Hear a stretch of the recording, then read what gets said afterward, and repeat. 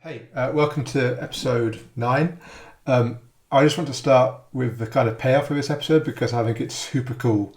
By the end of the episode, we've wired up this AI assistant to our dev kit so it can create code, interact with the debugger, and do just various bunch of tasks. It's not perfect at the end of the episode, but it can already do things that are pretty cool. So I've created a prompt which is basically create a program that animates a circle moving left to right in the VBlank. And I'm going to give that to the AI in this little chat window here and ask it to create the program. And hopefully that will do what I've asked. In the background now, this is using AWS Bedrock to create a program, and we've created a bunch, basically a sort of an agentic chat system that understands how our system works and can generate code, set breakpoints, assemble things, basically do a variety of tasks. It's not perfect at the end of the episode, and I'll need to do some work kind of off screen, which is probably going to be a bit boring to do on screen. All the concepts are, I think, explained in the video. And I'll just do a little bit of review and bashing around off screen. It's created some code. It's assembling and running the program. It's now running the program. If we go to the console, great. We've got a circle that moves left to right, right to left, as I asked, and I didn't write a line of code. It's like Claude code for our made-up CPU. And again, I just want to say, I think I think that's really cool. I mean, when this first worked, even though I kind of knew it should work, I was stunned. Just a few episodes ago, we had nothing. We've invented a CPU. We've invented some hardware. It really exists in my head and the head of anybody watching it who's been following along. It's not a real thing. It's not something that this thing's been trained on, and yet we've got to a point where not only have we used AI to help build the console, but we're now using AI to help us write programs for the console, and that's working. I think that's astounding. It's really cool, and hopefully this episode is interesting to you. I'm going to get out of the way now and hand over to me explaining how all this works. So at the end of our last episode, we had our star field animated and running using our VBlank interrupt. Since then, I've made a couple of small changes. I've added a reset button on here, and I've essentially, if you remember, there was a sync issue between the debugger and the console because the interrupts were working when the console was on the screen. So I've fixed that, and now the console isn't on the screen. And we can add a breakpoint, and it hits the breakpoint even though the console wasn't on the screen. And I did that how I suggested with the CSS. I just did it so it's always essentially in the render. It's always mounted in the system. It's just not shown. And towards the end, of the last episode, I sort of alluded to having cheated with the assembly generation, which is true. I did cheat. I did write some assembly myself, but the cheating is really what we're going to make easy to do, I hope, in this episode. I cheated essentially by taking all the specs and dumping them into Claude. I used the web browser, and then saying to it, write me a program that does this. And at first it was pretty bad. Like if I just gave it a big program to do, it would generate all sorts of errors. And what I did to kind of improve things was basically walk it through a series of very simple examples. So draw a pixel and put 10 pixels on the screen or 5 pixels on the screen at these positions.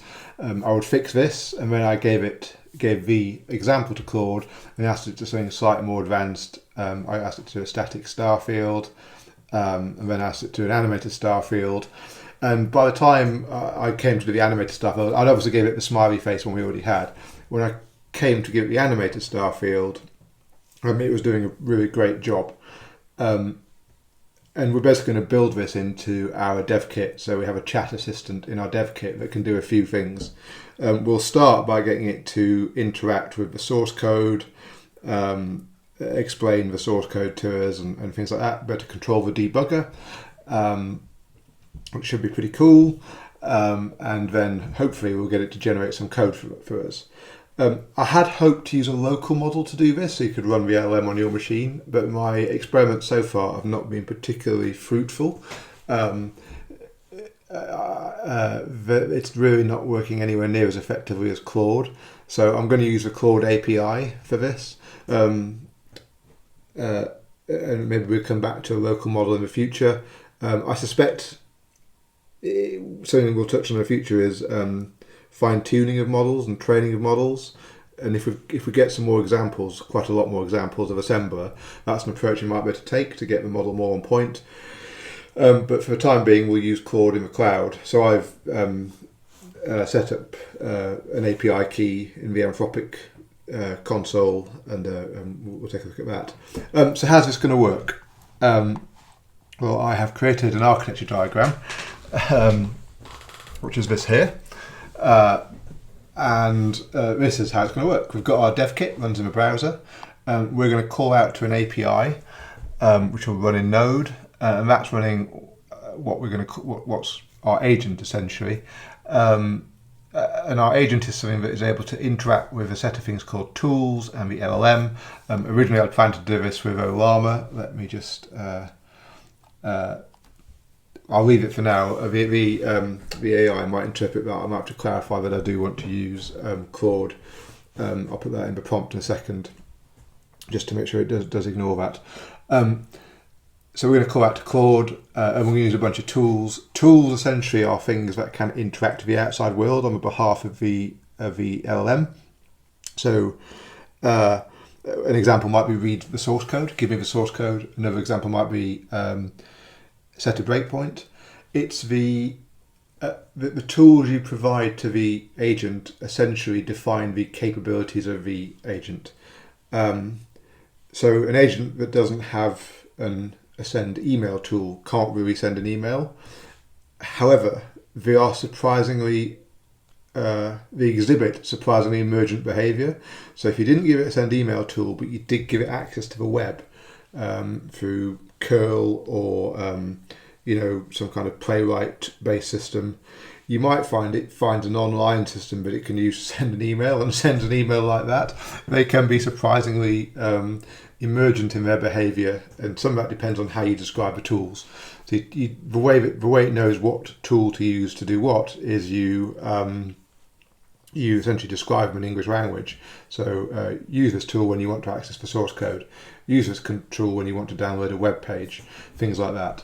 And that's how it figures out how to use the tools. But it can combine all those tools to try and accomplish its task in interesting ways. And they can be quite surprising. Anyway, the tools are things that are going to be able to read and update the devkit, and essentially will connect a WebSocket, a socket between the assistant running in an API and the devkit, so the tools can say do this, do that to the devkit. That's the basic architecture. I've also written, close these other down. I've written a prompt. I pre-wrote this. I pre-wrote this prompt, asking it to read the files as per usual. I'm asking it to use Claude. I'm giving an example of the curl request, although it should use, I think it will use a Claude package to do this.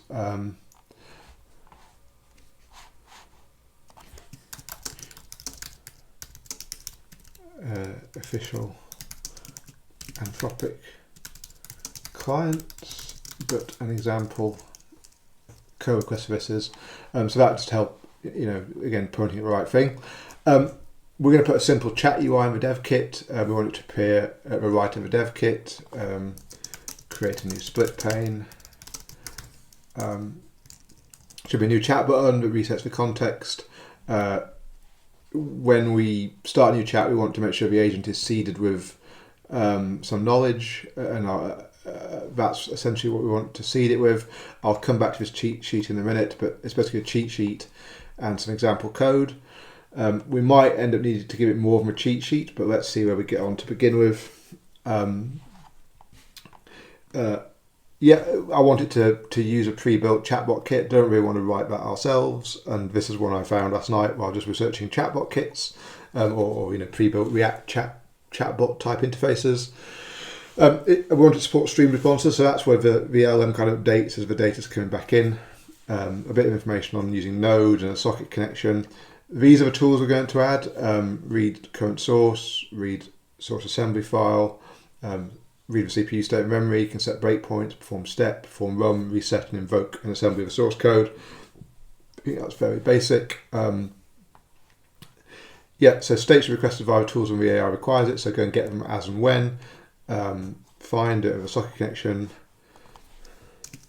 The diagram references Llama, but use Claude. There's no worrying about security, this is running locally. We'll put the Claude API key in a .m file and don't put that in GitHub. Node app's new, so telling it where to create it and create a script that starts everything up for us and ask it to plan the implementation for us. So I'm going to take all this and I'm going to pop it in Claude. Let me just start again with terminal, so I've got so much open. Hey, Future James here. I realised when I was much later in this video that I'd neglected to explain the AI cheat sheet. So the AI cheat sheet is one of the assets we give the AI, and it's basically a JSON structured view of our console specs. It explains the opcodes, the instruction set, the register modes, all the hardware registers, how everything works. Basically, it's taken the sort of long wordy version that we've got and compressed it into something that we can feed to the LLM. So I just wanted to give you a quick review of that at this point, and then back to past me, I guess. Yeah, so I did some playing around, say earlier, with Qwen, and I tried to do a similar thing with Qwen, which is one of the coding models, and it wasn't great. So this is we're going to try and do this with Claude and see how we get on. Virtual console. That's right, isn't it? Source / devkit. Okay, start it up there. Okay, we're going to paste that in, and we're going to take our architecture diagram, code, virtual console, source, nope, specs, brain isn't working, because here I'm still a bit under the weather, unfortunately. Specs, tools, and there's the architecture image. So give it those things and we'll ask it to prepare a plan for us. Preparing a plan is quite a useful thing. It'll go and outline, what it's proposing to do in response to our prompters before it starts modifying any code. It's interesting, I found that, yes, you can just read. Let's just let it read things. I found often when you ask it for a plan, it will create a phased delivery plan, sometimes with absurd estimates in. And I don't know if it's their sales pitch, but it'll come estimates like for 3 weeks, and you look at it and go, it's a day's work. Even without an AI, it's a day's work. And I have a horrible suspicion that is, a bit of marketing, shall we say, a bit of an estimate for inflation. But let's see what it comes up with as a plan. It shouldn't take too long. There'll be a lot going on in this episode, so I may well cut some of the Claude thinking time out, as I have on previous episodes. So if you see a bit of a break in the video, that's likely what's happened. But I'll do my normal sometime later interrupts in the video, so you're clear when that's happening. And other than experimenting with Qwen to seeing if I could get this sort of stuff to work with a local model, I haven't really used this tech stack before. I am familiar with writing agentic AIs, but I haven't used, I haven't done it in this tech stack. I I've done it in other technologies. So there's a lot here that's new to me, which means we'll probably be leaning on the LLM to help us understand what it's done quite a bit, and we'll probably have quite a lot of back and forth in the debugging, I suspect, but we'll see.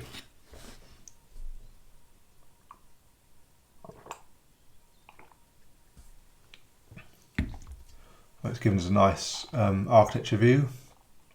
Okay. Editor Monaco, yep, fine, and we understand all that. New chat pane, yep, socket. There shouldn't be a WebSocket there, that's a bit odd. So let's see what it comes out with. We'll ask it a question about that. We'll see when it clarifies.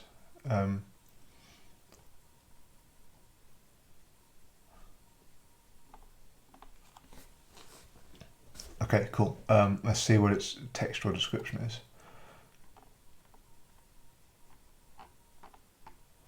Okay, it's pretty comprehensive detail. Phase 1 node server. Okay, so it's going to create a node server. It looks very straightforward. Claude client, formatting the agent, system prompts, handling responses, a bunch of tools. That all looks pretty good. A tool registry.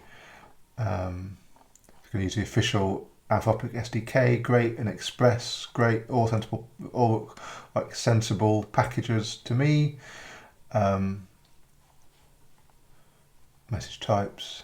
Okay, tool request, tool response, chat message from browser to API. Okay.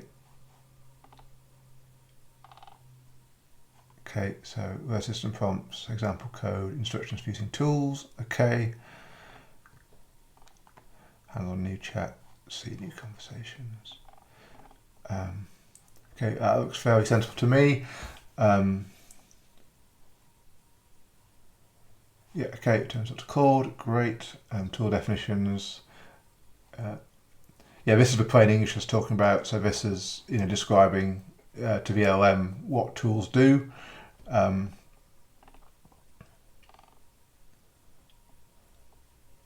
Yeah, update the code, get the code, and do the various tasks we've talked about. It looks nice and modular, so we should be able to plug in some more tools in the future. Yeah, great.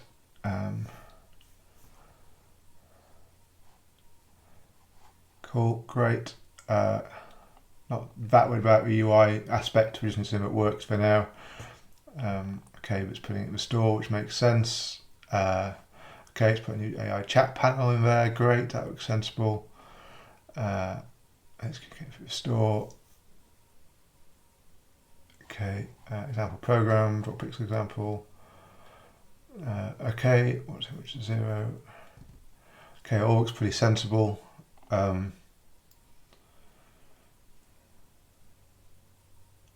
It all looks pretty sensible.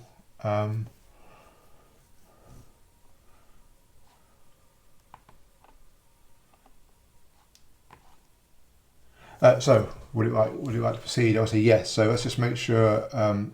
So that was a little bit small, but hopefully you can see. I'll make it bigger now. I forgot to zoom in. Apologies. Yeah, but hopefully that looks very sensible in terms of what it's doing. Make it a little bit bigger again. Okay, so let me just. I probably ought to update since all my coding is taking place on YouTube at the moment. I ought to update my default fonts, I guess. I think I tweaked the spec, didn't I? So let's just add the spec. Tweak the spec. Push it out to GitHub. Okay, and now let's zoom that one in as well. Keep it smaller. And we'll let Claude proceed. Okay, great. Off it goes. This is probably a come back later thing. So we'll let this run. I'll watch it, but we'll let it run, and I will cut out the space while it does this, because it's probably going to take it a little while. If it does it in phases, I'll probably, depending on what the phases look like, I'll either let it do all the phases and we'll revisit it, or each phase it's finished, we'll have a look and review. We'll see how it. Well, I will see how it proceeds. So I'm going to shut up now, so I've got a clear marker.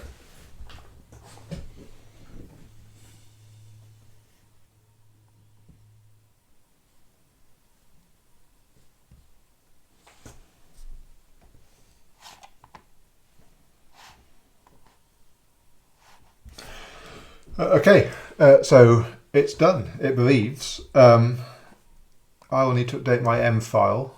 I'm just going to do this obviously off screen, so I'm going to shut this down here. I don't particularly want my well, this is a Claude key I've created just for this, but still, I don't particularly want it leaked over the internet. Engage Brain James. So we just update this off screen.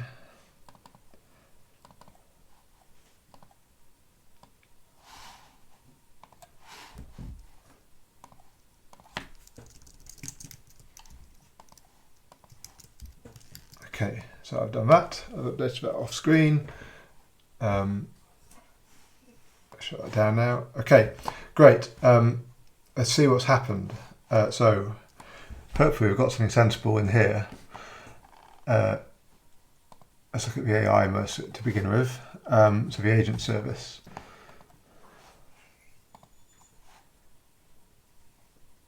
Because it can't find some things. Do we need to npm install perhaps?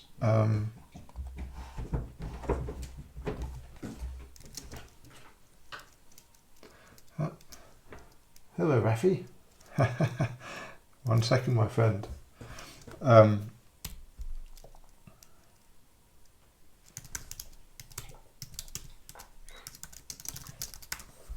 bring an npm install.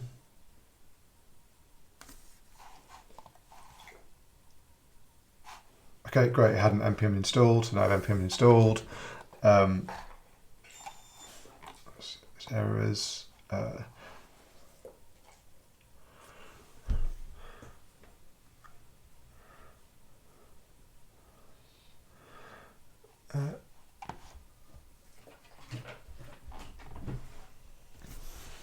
Hello, Rafi.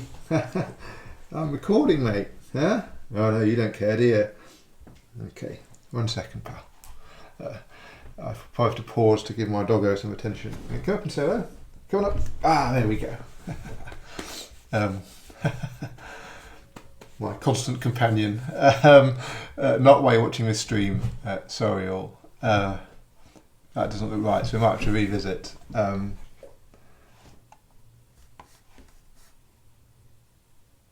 let's just grab all of this. It's giving an error. Called code.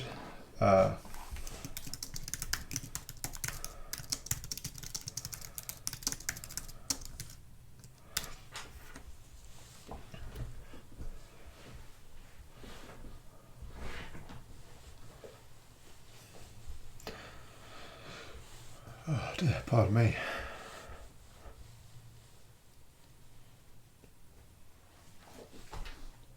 So look at the tools next.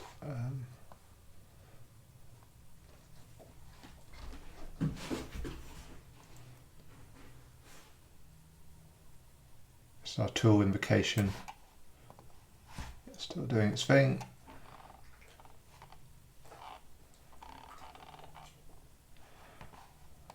Call client, nothing really there. That's just to read VM, system prompts.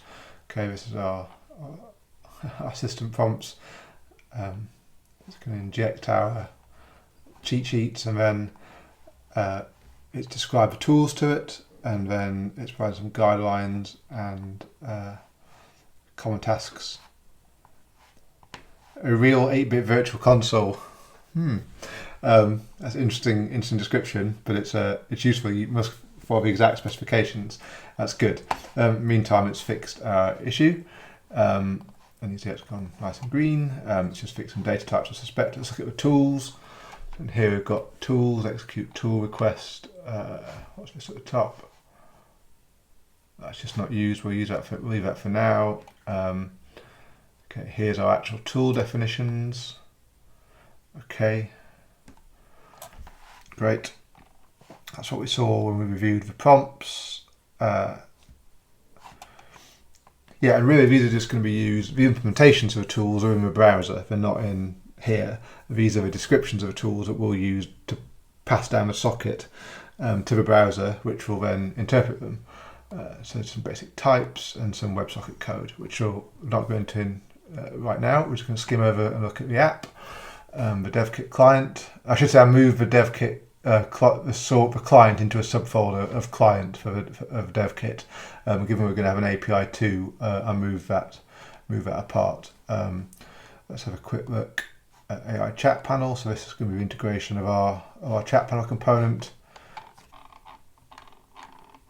Let's see what this error is here. Okay, just not used. We'll fix that later. As per usual, I'll sweep up any trivialities, as it were, off screen. I won't drag you through all that stuff.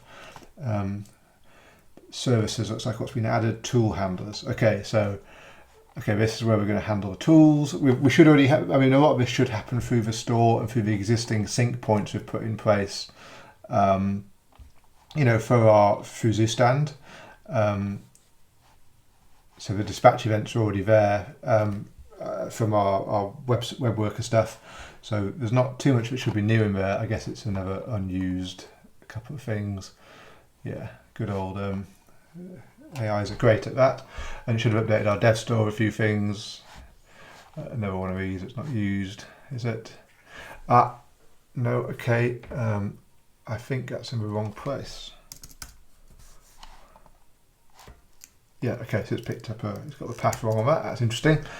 I wonder if there's any more like that. Let's have a quick look through. Virtual console looks fine. No, okay, fine. Not sure where that had come from.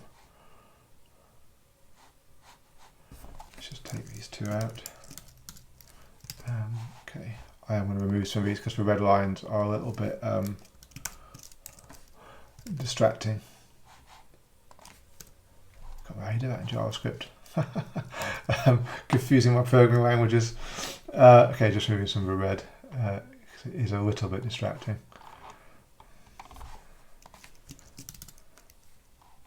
Okay, I think we had one more. No, that's it. Okay, so I think we'll just spin it up and see what happens, and we'll take it from there. Okay, so let's go to the devkit npm start. It seems to suggest that actually, sorry, let's just have a look at, code. Let's have a quick look at this. Okay, so it's starting our dev kit and it's starting our client. Okay, let's see if this works. Do I have a client running? I do not. Okay. When everything started up, not quite. Okay, so this is from the client. I probably need to install, I wonder if I need to install on the client as well. Okay.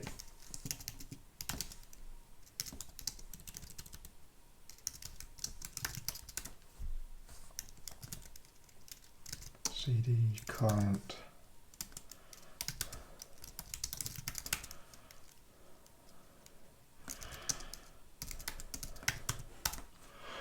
Okay. Looks healthier. Okay. Let's go to Edge. Okay, that's not working. Let's look at the console. Have we got the console open? Yeah. Okay. Okay. So we're getting an error.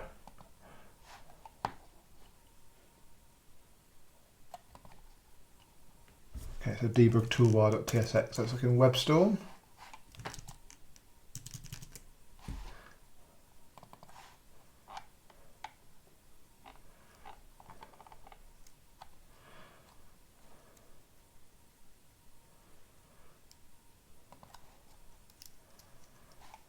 They're below. Okay, so we need to move those up.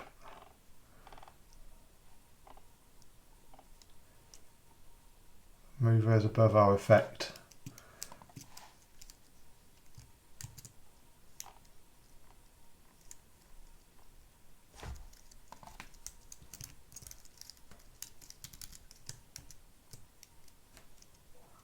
Okay, that looks better. Okay.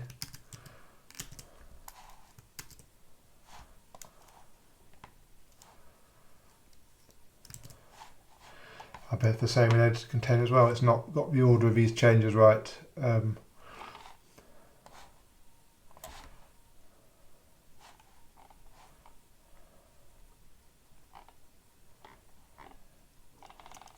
pull these up. We'll pull both of them up.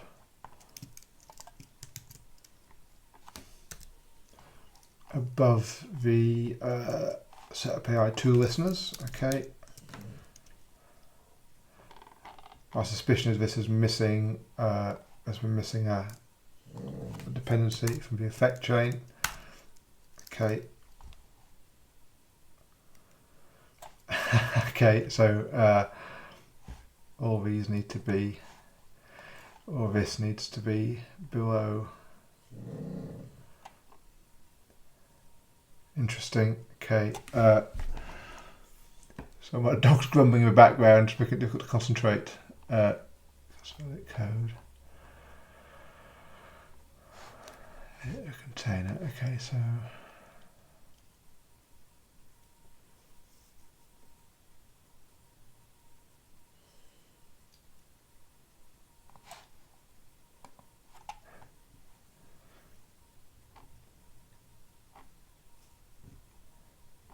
Chicken and egg. Let's see if the AI as a suggestion. Since it made the mess, it can unpick the mess.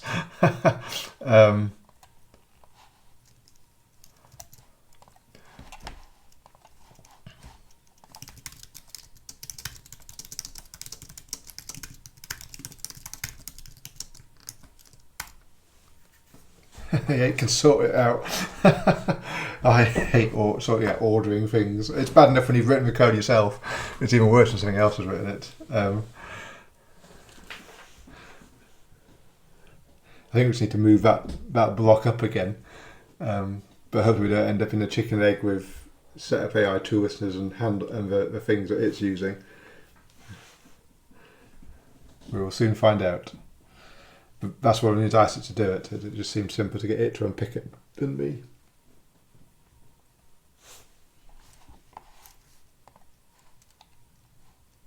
Okay, so it's sorted out the orders. Okay, great. Okay. Okay, so it's like connecting, but goodness knows what it's doing. We've got a new chat assistant thing on the right here. So we've got a bit of leakage in our UI, but we'll worry about that later. And that's just Monaco stuff. Let's see if anything works.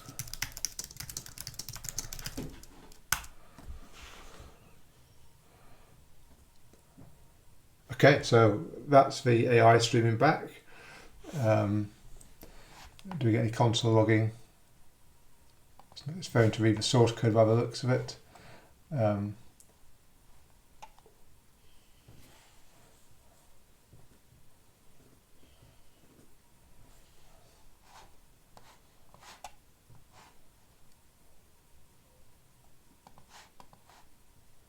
It looks pretty stuck, but it could be Claude. Could also be Claude throttling. I doubt it, given we've probably sent it approximately 0 tokens. I've got the usage panel on the right, so I can see what it's doing. Doing it completely real time, but it's very up to date. I think it's frozen. I think it's got. Oh no! Look, it can't type. Okay, so it's struggling to read the code from our WebSocket. Okay, let's start by debugging it through the LLM. If we need to, we'll get into the sort of network flows and things like that. But let's start by debugging for our LLM. And before we do that, let's just create a checkpoint of what we've got so far. Virtual console. That's it. So let's just add in all the things that it's done. Make sure it does not put my .m file up. m.example's fine. Okay. Initial chat implementation. Okay. Push that to GitHub. Okay, so we've got we need to debug this. So okay, so there's a race condition. That would explain why it was frozen. Let's do it again.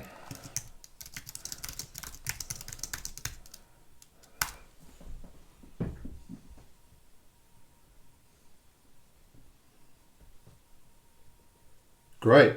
I mean, that's pretty cool, I would say. Okay, that's pretty cool.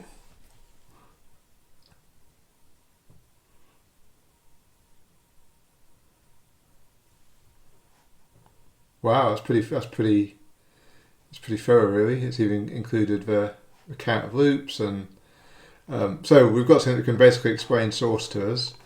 One of the things we said, we asked if we could do breakpoints. I wonder if I could just make this a little bit smaller, and hopefully people can still see that, because we've got a lot going on now. That's still pretty big, isn't it? Okay. Can assemble the program. Let's ask it to assemble the program. Before we do, let's just move to. Oops. That's just going to get assembled there. There's nothing there at the moment. Okay. See if this works. Okay, it's assembled a program for us. No errors. This is crazy. Let's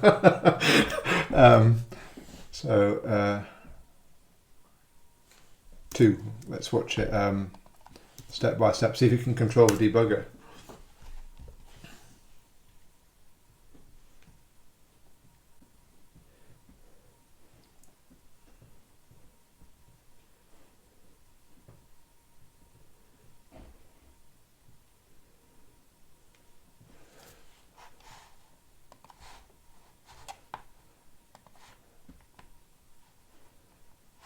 See if there's anything happening here.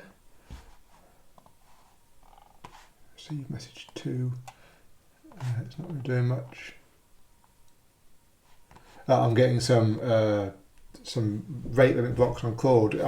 This is a pretty new API key. I set this up just for this, and they rate limit quite aggressively to begin with, so we'll probably have to wait for it. There we go. Okay. This is one of the reasons I wanted to use a local model, preferably, is we wouldn't have this kind of situation. But the local model, even though it was quite a big model and a very recent model, was just not doing a great job. So I kind of scratched it and decided to start again with Claude. It just means we're going to get rate limited a little bit.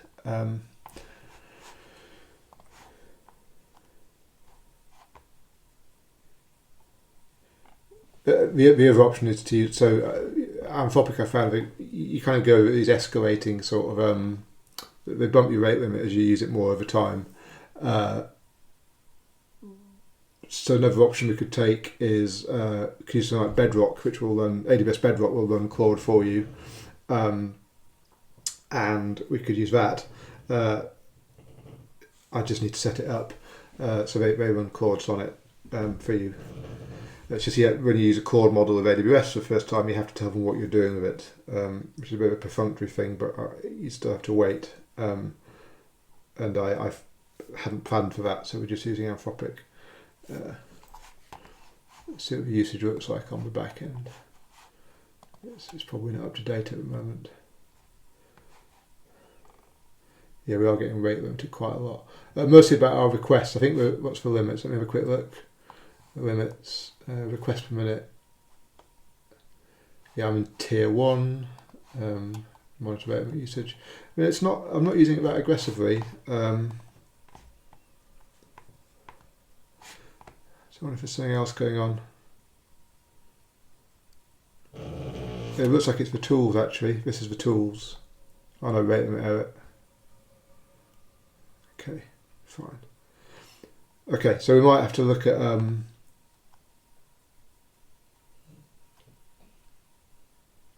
how to address that.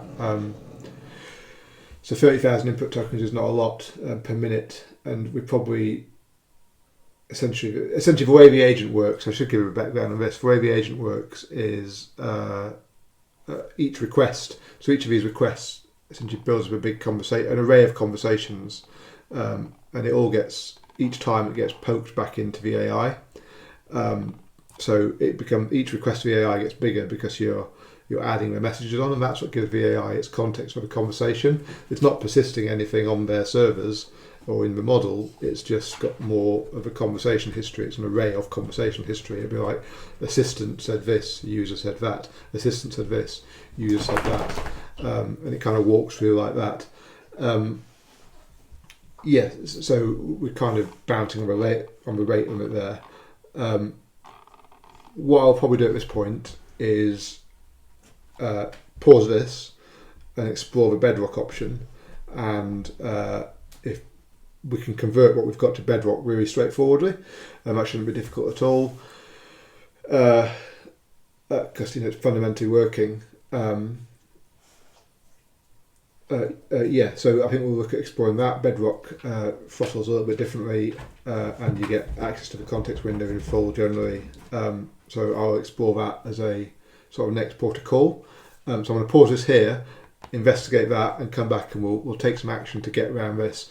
I mean, also the rate limit would stop here, but we're bouncing up against the rate limit really aggressively. So let me check all that out. Okay, we're back. I did a bit of rework. I say I use the term I in the loosest possible sense of the term. I did a little bit of rework so we could use Bedrock rather than Anthropic directly. The structure is generally the same. The main change is that rather than just having an Anthropic client, we've got a factory that can create different kinds of client, and we've got a Bedrock client now. Bedrock will also throttle. It's nowhere near as aggressive as Anthropic. AWS are quite happy to take your money and handle the infrastructure.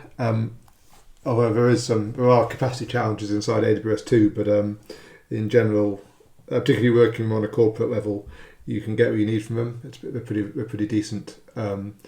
Anyway, yeah. So I've wired it up to Bedrock. We'll be throttled occasionally, and hopefully I've got it to handle the throttle. You essentially get just a 429 status code back from Bedrock saying, can you wait, please? And you can try again. So yes, we've essentially that's the main change. The rest of the system is the same. It's the same general approach. The only other thing I've added was I realised that when I was testing it to make sure it worked against Bedrock, I realised that it was trying to read memory when the CPU wasn't paused. So the prompts have been updated just to say pause before inspecting CPU state and memory state, basically. That's largely it. I should have committed it. I forgot to commit it. I had a fair bit of wrangling with AWS permissions, always the way. Always fun. So I had a bit of wrangling with AWS permissions. It's always a pleasure. I appreciate their sort of lockdown first approach. Really, it's good. But what isn't good is trying to figure out what permissions you need, which is, thank goodness for AI, because I asked the AI. I had a fair idea for Bedrock actually, but all the same, they've changed their model a bit in terms of AWS and Bedrock lately, and it's always a bit of an interesting journey. However, let me just commit this code. There'll be the changes you can see. So now we can use Bedrock or Anthropic. We can pick that NVM file. I'm not going to show the VM file because it's got my Anthropic API key in. It does not have my AWS key in because there isn't a key. I'm using the AWS permission system. So I've got my local system now just using my AWS account with a restricted set of permissions. And I'm doing it that way. Okay. So we now support Bedrock, which is great. And cool, awesome. That's that. So let's go to the console. Let's just make sure everything's running. I think things are running. It's running. Let me just restart everything actually, just to make sure, and restart everything. So it's connected to Bedrock rather than Claude now. Front end's largely the same. And we've seen it do explaining code. Let's get it to update this program so it writes a different value to memory. $BB to memory. And let's see what it does.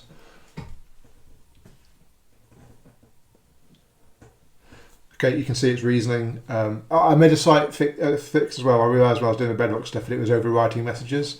So I fixed it so it's not overwriting messages. It was just a very simple bit of state management, nothing particularly interesting. But this is Claude in Bedrock. It's using our tools. It's updated that. Great. It's changed it there. So let's say, can you assemble the program and step through it for me? Let's see what happens. we'll probably get throttled at some point during this.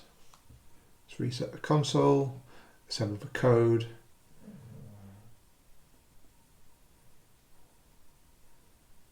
So I think we'll have to think about this.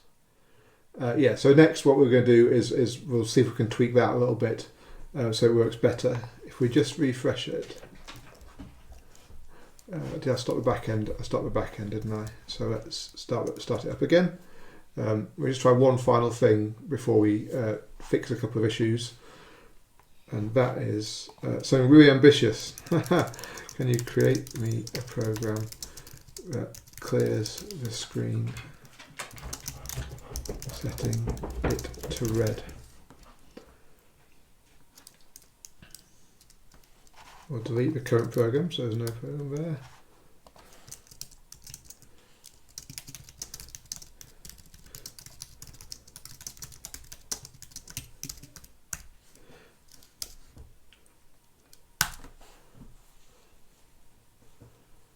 Okay.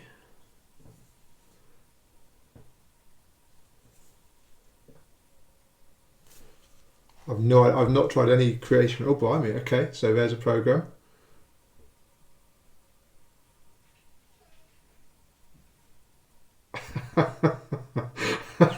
Does it work? Let's find out. This is crazy. This is wild, man. This is wild. Let's run it. Oh, actually, let's assemble it. Okay, so it's threaded it in. It's that program counter. Let's go to the console. Wow. Okay. So, I mean, that's pretty wild. I mean, I have got some clear screen sample code, some clear screen code in my samples, but it's not exactly the same. But still, that's pretty wild. This is a custom CPU, a custom hardware, and we've got an AI assistant writing code for us. Can you update the program so that after the screen is cleared, we draw a white circle positioned in the center with a radius of 60.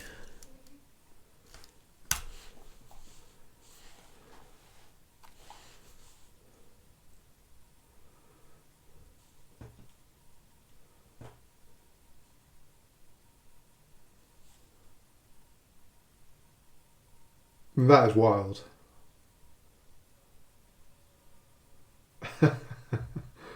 I work with this stuff and I still find it wild. It's crazy. It's drawing all this from our sample programs and the cheat sheet we gave it. That's where it's pulling all this from. I'm just going to copy this so we don't lose it. We'll reset the CPU. We'll assemble our program. Let's run it. We've got a white circle. It's crazy. It's wild. Okay, I want to pause for a moment here at my end to walk my dog, and then I'm going to come back. We're going to add a cancel button and do a few tweaks. But I hope you agree that's wild.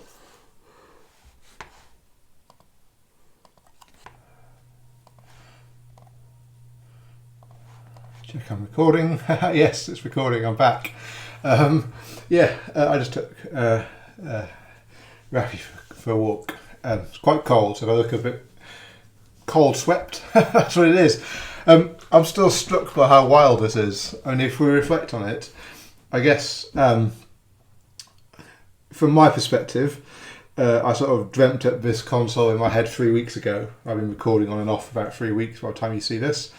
And most of the activity, 90% of the activity has taken place, on the video camera. And in that time, we've gone from nothing at all in a console that only existed in my head and still really only exists in my head, and in some source files. But it's completely made up construct to having an AI be able to write code for it, assembly code for it. It's wild. It's absolutely wild. That's the only word I have for it. I'm still stunned that worked. However, it crossed my mind. It's got good reference material for these samples I've asked it so far. And like I said at the start, I think the more examples we can give it of high quality, the better job it will do. I wanted to finish off with a couple of demos. I've not quite got this working reliably. There's a couple of issues with the AI basically with the tools. I think it's timing. When the assembler runs and then it tries to run and debug, it's not quite capturing a memory snapshot right, and I've not quite got into what exactly is going on. It's something to do with sort of message flows and things. So I'm going to review that code carefully offline and see if I can figure out what's going on. However, I did manage to coax it into despite that, into generating a Breslin line, of which it's got, the reason this is so interesting about the, I pasted in the pseudocode, the prompt for it. So the prompt for the Breslin line, I basically, this is a prompt for it here, I basically gave it a prompt, what I wanted, just draw some lines. I gave it the pseudocode for a Breslin line. It actually has that. You can say just draw a Breslin line and it will pull in its training data. However, I found I needed a bit more specific in terms of error handling and kind of optimization for an 8-bit CPU. And then I also gave it our existing prop pixel method, which is actually is in sort of our example set. But one of the ways I found it was going wrong was prop pixel, so I kind of gave it that, and it created from that this code here. Which I should be able to run hopefully in here. So we've got the console up, assemble it, run it, and we've got some lines. It now draws lines. And I think that's super cool because, you know, there's nothing, okay, we're giving it a plot pixel, but there's nothing, you know, there's quite a lot of work there to draw the line. There's a lot of arithmetic required. You know, it's non-trivial code, converting that pseudo code to our assembly, and that worked. It just took a little bit of prodding, as I say. So we've got that as a demo. And then the next one, I'm going to start the video with this, so you've probably seen it before, but I think this is super cool. As a final demo, I just wanted to do something with some text. So our system in theory has hardware to do text, but we've not implemented the hardware yet. So we're going to see if we can get the AI to draw it using a linear frame buffer, just prop pixels on the screen. So let's ask it, create me a program that draws the word hello on the screen using a linear frame buffer. Okay, let's see how it does. It's worth noting the cheat sheet that I gave the AI, it does include the spec for the full console, which isn't implemented yet. So don't want to, but when I was having some problems earlier, it may well have been trying to use hardware that didn't exist. So I will probably tidy out that cheat sheet at some point and focus it just on what we have implemented. I've also fixed an issue with the fetching of the memory, the reading of the memory. That was something that was a little bit confusing, seemed to be going wrong. It turns out that the LLM was sometimes passing the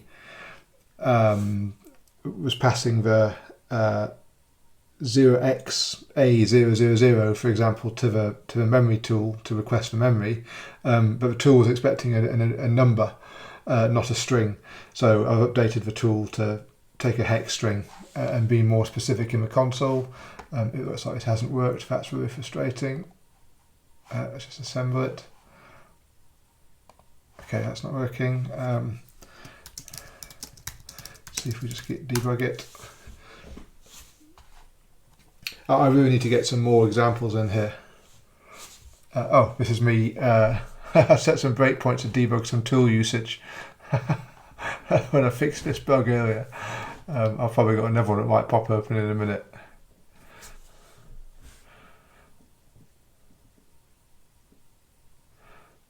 Okay.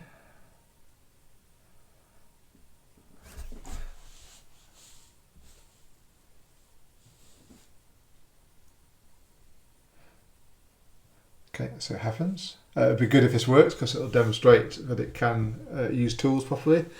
I think I still may have some work to do before that is the case, but let's see.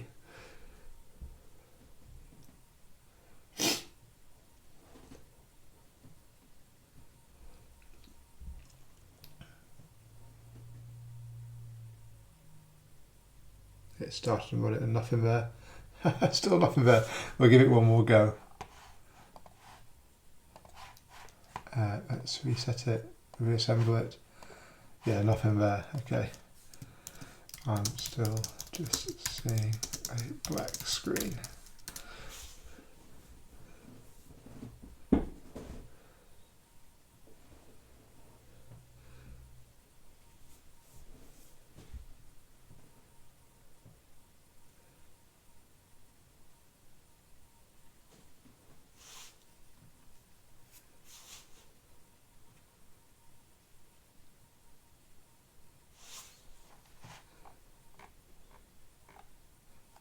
Set a breakpoint. It's hit the breakpoint. It's controlling the debugger. So if nothing else, we can see, even if it doesn't fix this, it's pretty cool. It's using the debugger. So it's we've come quite a way. The main issue is stepping through now. Crazy. It's wild. Absolutely wild. I know I keep saying this, but it's absolutely wild. It may not manage to fix this, which is fine. And I can always leave it there. It's still quite, you can see we've got quite a few, we've got a decent way on in terms of getting integrated to the debugger and the tools. I've not really, in between, sort of off screen, I've not really updated much. I did the fix I spoke about earlier. I think there was a timing issue in one of the tools in how it assembled and ran code, which I fixed. But that's it really. I've not done much else. The timing issue is making everything super confusing. So this is quite slow because it steps through multiple times. What we ought to do actually is let it introduce another tool, but let it step over multiple lines. That would be interesting. Okay. It's not actually ever done with it, which is interesting. It's at line 372, so it's got itself a bit out of sync somehow.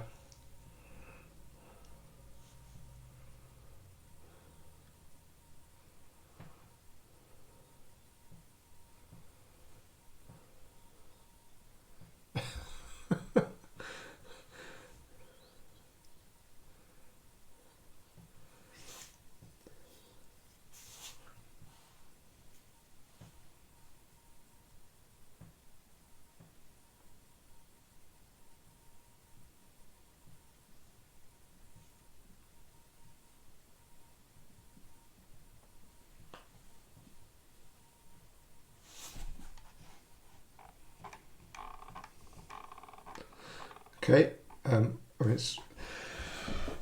it'd be great if this actually works, because it'd be a great demo of the sort of the system using the tools to quite an extensive degree. Let's see what happens. It's changing the code.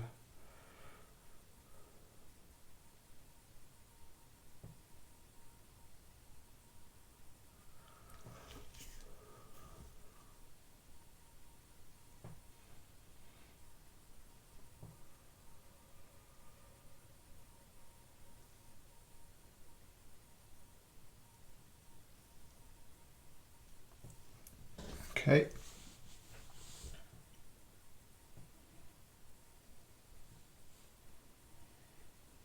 Fix the errors by the looks of it.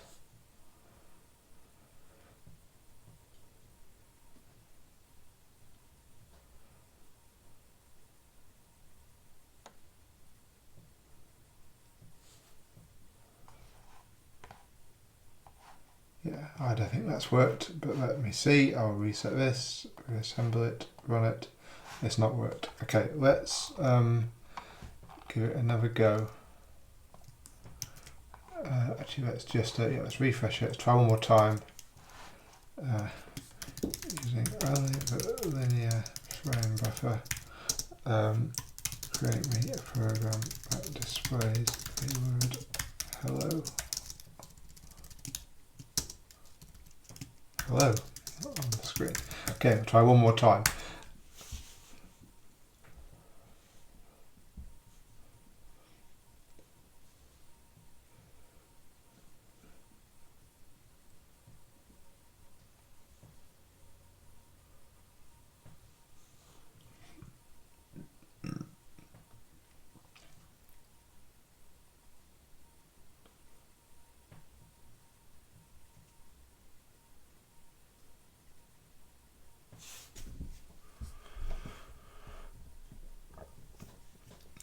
Let's see what happens.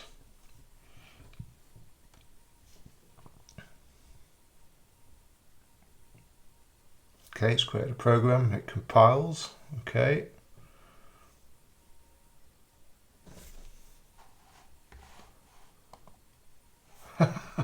Okay, it's not quite saying hello, is it? I'm not sure what it's saying.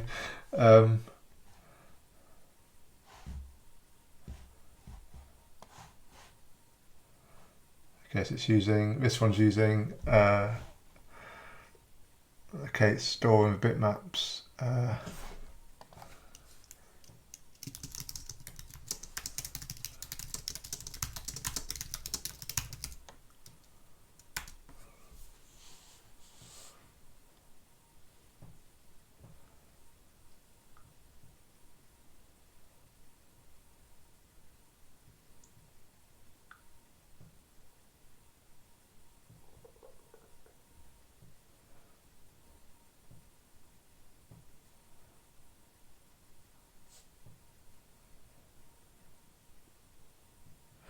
I need to improve the assembler. One thing I've noticed while working on this, it's another reason I think for some unreliability, is that the assembler is allowing more commas, more delimiters on instructions than it should. And they don't get caught, they just don't work. So I think we need to tighten up the assembler to give errors when that occurs.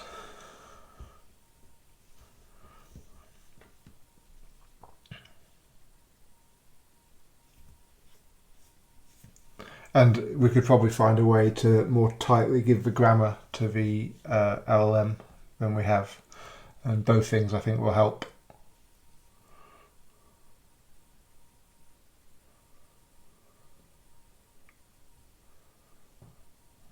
It's displaying different, but it's still corrupt.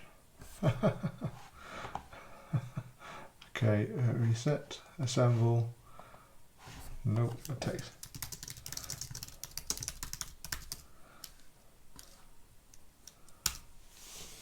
Let it try one more time.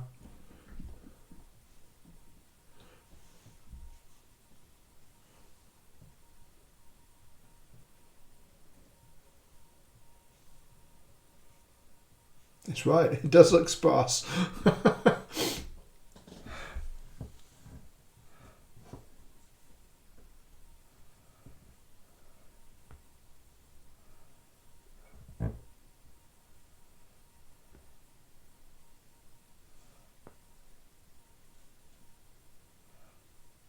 I wonder if it's reading the literals. No,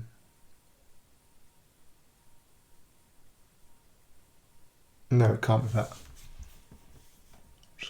I was just thinking about what it might be doing. Oh, almost. That's close, look. Very close.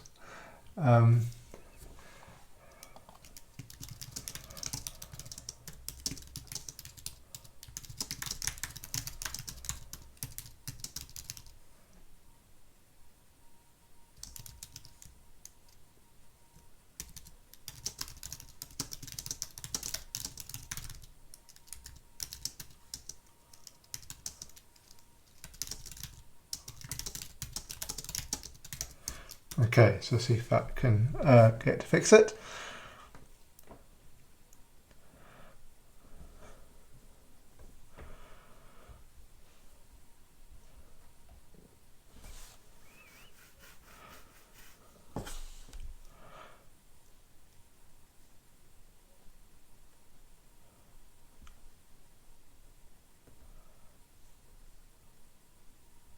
Okay, calculating the new assembler. Let's see what happens.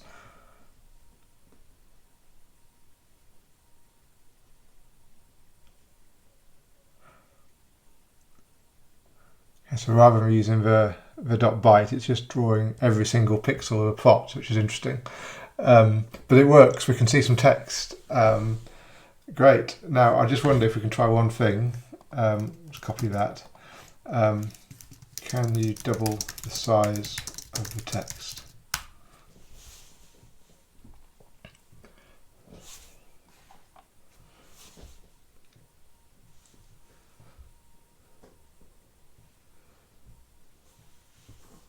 Come on, let's finish on a high.